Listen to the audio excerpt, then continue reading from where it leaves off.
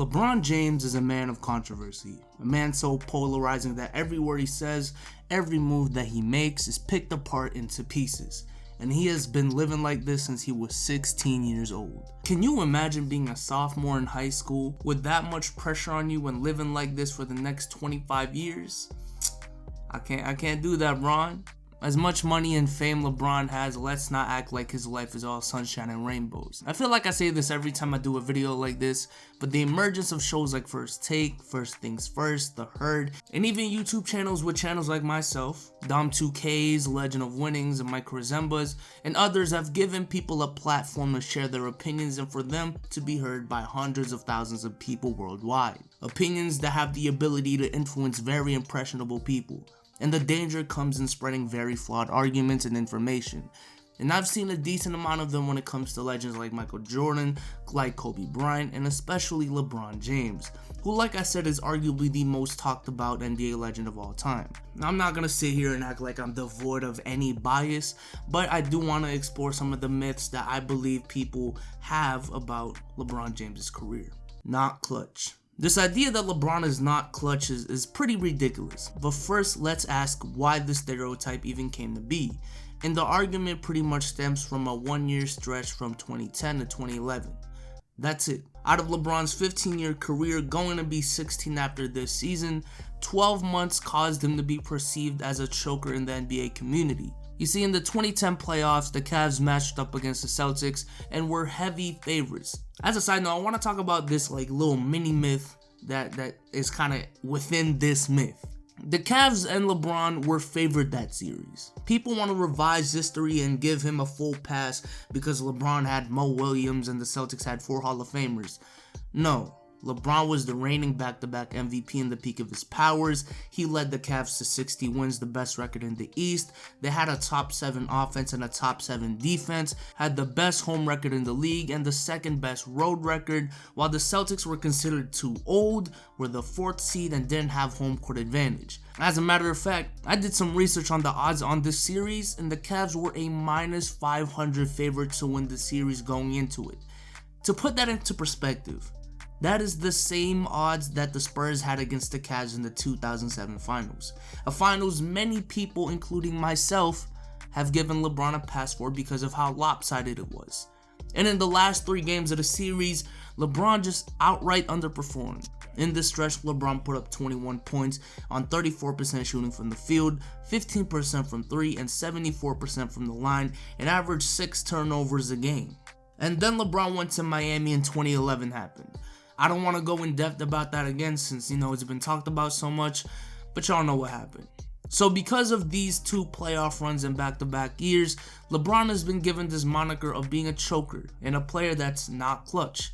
But LeBron has simply been too clutch since then to still be viewed as a choker by anyone. Maybe in 2010 and 2011, but right now, he's not a choker. Every single year he has had a signature clutch performance in the playoffs. Game 6 of the 2012 Eastern Conference Finals, Game 7s in the Finals in 2013, 2014, okay, nothing too good, but nothing too bad as well. He still had a great playoff run. 2015, the buzzer beater versus the Bulls, manhandling the Hawks, and nearly single-handedly beating the Warriors without his 2 All-Stars. 2016 Finals, no explanation there. 2017, the man was running through the East so bad that there wasn't really a time where he needed to be clutch, except for 1 game against Boston. 2018, I'ma let the footage do the talking. Near the timeline, LeBron goes to work, fires a 3 for the win. He nailed it! LeBron James, the defining player of his generation, has done it! To LeBron, 6 seconds to go. Here comes LeBron. We're tied at 103. LeBron into the forecourt, in on Anunoby, gets shoved toward the side, banks it up. Oh, he did it again! LeBron James kicks it high off the window and drops it through. The LeBron James legend continues. Should win MVP every year. I feel like a broken record talking about this award, but this notion, this saying of LeBron deserves MVP every single year if we're really keeping it a buck. What even is that? How can people just think like this? LeBron has had 4 MVPs, he has deserved every single one, but I don't know a single year where he didn't get it in a year where he actually deserved it. This is an award that has historically been given to a player who leads his team to a top 4 record in the league, puts up great numbers, and has a better narrative than the guys who are in contention. And this has been the case literally 90% of the time. Ever since 2013, his last MVP, an MVP that I believe he should have got unanimously, and he would have if it wasn't for one New York voter. It has gone to a guy who carried his team to the second best record in the league, nearly 60 wins with his star point guard missing nearly half of the season. A guy who led his team to 67 wins out of nowhere the year after. But even if we're talking about who had better stats and who was more valuable that year, James Harden, I would argue, put up better numbers, was more valuable to his team, and led his team to more wins in a way tougher conference. In 2016, come on now, it's Stephen Curry. Like, we not even talking about that year. In 2017, if you're going off of stats and value, no one was touching Harden and Russ that year. But if you want to go towards wins, Harden and Kawhi would have been better candidates. Last year, it went to a guy who put up amazing ass numbers and led his team to 67 wins. In 2011, D Rose led his team to 62 wins at the age of 22, with the second best player being Luol Deng, as Carlos Boozer, Joakim Noah, and Kurt Thomas all missed 20 to 30 plus games that season. Meanwhile, LeBron just teamed up with 2 top 15 players in the league, one of them being a top 5 player in the league, and this 22-year-old just led his team to a better record than the team everyone in the league was fearing.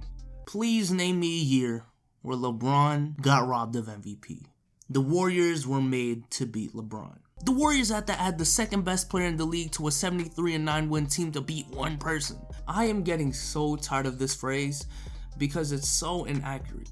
Look, I know KD and LeBron have been touted as rivals since their meeting in 2012, and I get that he just happened to join the Warriors the year after they blew a 3-1 lead to LeBron, but let's stop making coincidences and certain events lining up into a false narrative.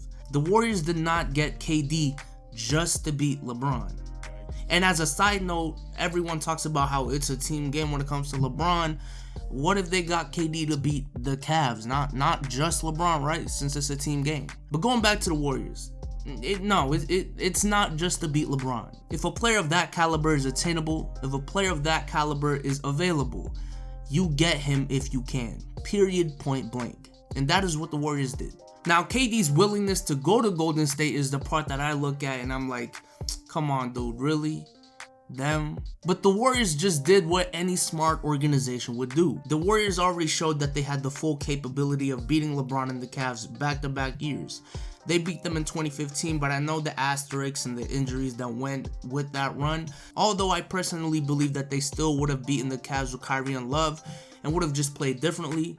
But even if we look at 2016, the year they did lose, the fact that they were up 3-1 shows that they were fully capable of beating them. They didn't get KD just to beat LeBron. They got KD to, 1, weaken their biggest competition in the conference, in the Thunder, and become the heavy favorites league-wide and dominate the whole NBA, not just LeBron. But with that being said, I had 3 myths for today's video. I did have a couple more in mind that I was thinking of, but the more I looked into it, they're not really directed at LeBron's career specifically. Some of them were about the MJ LeBron debate, which I didn't want to make this into a MJ LeBron debate thing. Some of them are just general perceptions on the game, and again, not directly about LeBron. Like, for example, the idea that the more versatile defender is the better defender. That's not really about LeBron specifically, but you know, I'll say that right now. Just because you're more versatile does not mean you're a better defender. And some of them were just overblown opinions. Like, some people think LeBron makes all of his teammates so much better. While, you know, that is an over-exaggeration, it's also, you know, it's not fully a myth, you know what I'm saying? Like, there's some truth to it. He does make his teammates better. It's just over-exaggerated by some people because some people correlate assist and making teammates better, like, directly, and that's not always the case. So I decided not to talk about them fully in depth in this video, but, you know, I just gave you guys a quick run through of those are other things I wanted to talk about. But with that being said, make sure to click the description for the $60 Amazon gift card giveaway I am doing. All you have to do is click the link and it'll tell you to subscribe to the channel and check out my Instagram, and you should be entered in for 10 entries. Also, stay tuned for this Sunday. I got a special live stream for y'all. I think you guys are going to enjoy it. So make sure to click that notification bell to stay up to date on that. But with that being said, I hope you all enjoyed this video, and I am out. Peace.